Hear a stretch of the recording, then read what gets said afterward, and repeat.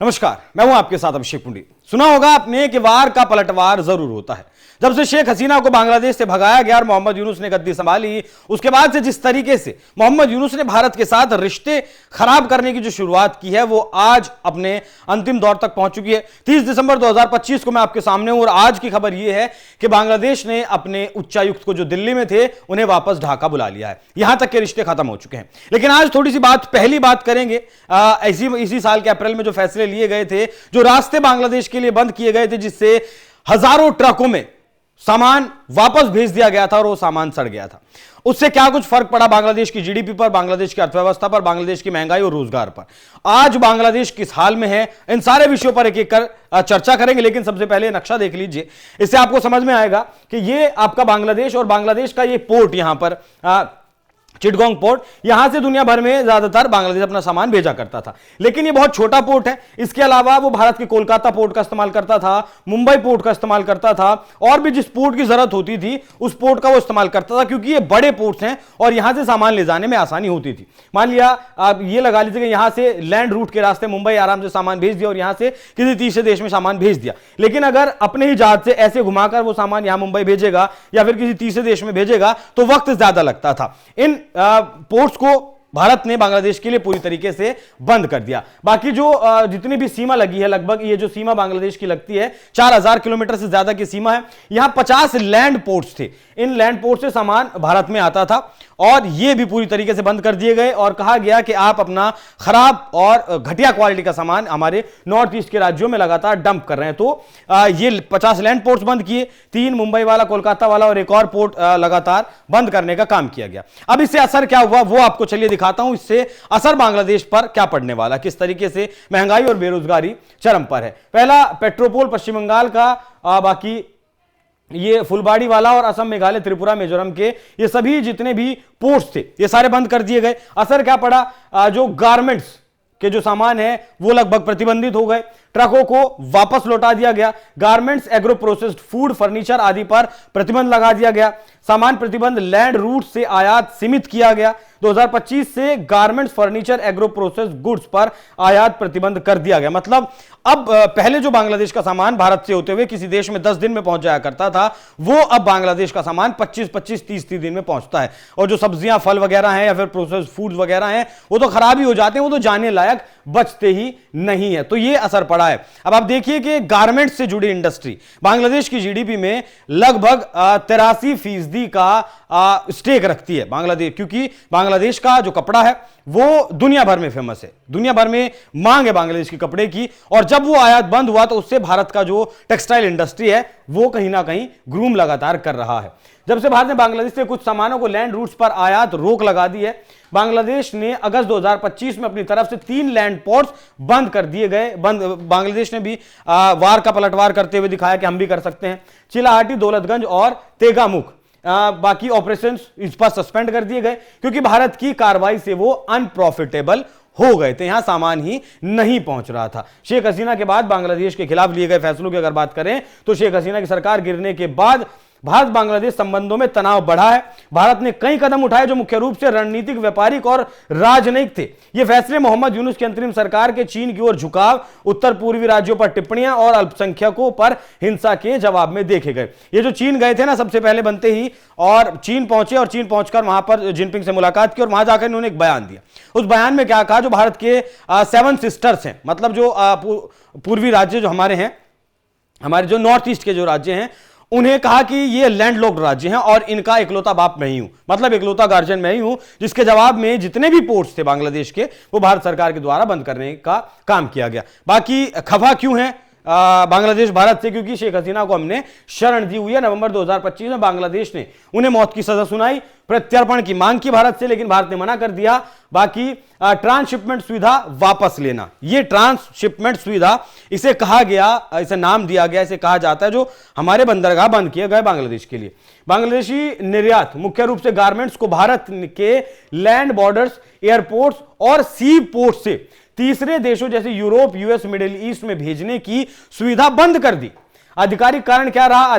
भारतीय पोर्ट्स पर कहा गया कि भारतीय पोर्ट्स पर आपके इस कचरे से भीड़ बहुत ज्यादा हो रही है, इसलिए हमारे निर्यातकों को नुकसान हो रहा है गया। और यूनुस के चीन को निवेश करने का न्योता भी देकर आए थे। $400 मिलियन चीन निवेश भी बांग्लादेश में कर रहा है। उसके एवज में यह कहा गया कि हमारे यहां भीड़ बहुत ज्यादा हो रही है, आपकी मर्जी है, जहां करना है आपको करिए। अच्छा, इसके जवाब में पाकिस्तान की तरफ से ऑफर दिया गया कि भारत ने आपके पोर्ट्स बंद कर दिए तो कोई बात नहीं, आप हमारे पोर्ट्स का इस्तेमाल करिए। एक बार फिर दोबारा मैप पर मैं आपको इस बात को भी समझाऊंगा।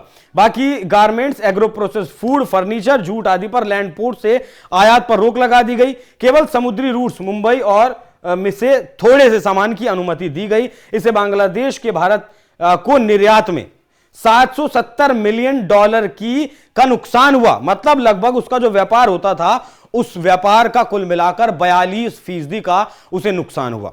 मतलब ये असर लगा लीजिए कि 42% 770 मिलियन का कितना बड़ा नुकसान बांग्लादेश की अर्थव्यवस्था को, बांग्लादेश की जीडीपी को इससे हुआ था। बाकी वीजा सेवाएं प्रतिबंधित कर दी गई भारत के द्वारा। राजनीतिक कदम भी उठाए गए। बांग्लादेशी दूत को 2 बार समन किया गया, बुलाया गया और बॉर्डर फेंसिंग बढ़ाई गई। व्यापार में नॉन टैरिफ बैरियर्स लगाए गए, मतलब हम भी आपके ऊपर टैक्स लगाएंगे, जिससे कनेक्टिविटी प्रभावित हुई। ये फैसले टिट फॉर टैट माने गए भारत की तरफ से, क्योंकि बांग्लादेश ने पहले यार्न आयात सस्पेंड किया और लैंड पोर्ट्स बंद किए। पहले बांग्लादेश ने लैंड पोर्ट्स बंद किए और ये यार्न का जो मसला है, ये जो बांग्लादेश जितना भी टेक्सटाइल, जितना भी कपड़ा बनाता है, उसका कच्चा धागा भारत से ही जाता था। उस भारत से ही वो कच्चा माल खरीदता था, अपने यहां बनाता था और दुनिया भर में बेचता था। मतलब भारत उससे कोई अपने एयरपोर्ट्स पर, अपने सी पोर्ट्स पर अपने उसके माल को खड़ा करने के, रखने की कोई फीस नहीं लेता था, कोई टैक्स नहीं लेता था, कच्चा धागा भी देता। मतलब भारत से ही कमा रहा था और भारत की ही जड़ काटने पर वो तुल गया था, जिसके बाद ये फैसला लिया गया।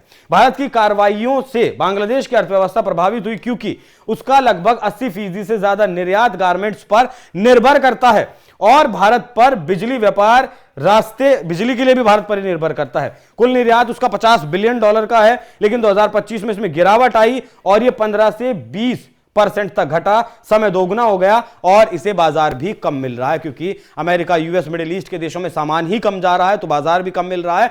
गिरावट 15 से 20% की ओवरऑल बिजनेस जो $50 बिलियन का है उसमें आई है। अप्रैल 2025 की अगर बात करें तो सबसे कम निर्यात हुआ पिछले 10 महीनों में, इसमें सिर्फ 0.44% की वृद्धि देखी गई। लेकिन उसके बाद देखिए क्या हुआ, कुल निर्यात 3% गिर गया अगस्त 2025 तक। नवंबर 2025 तक ये निर्यात 5.5% गिर गया।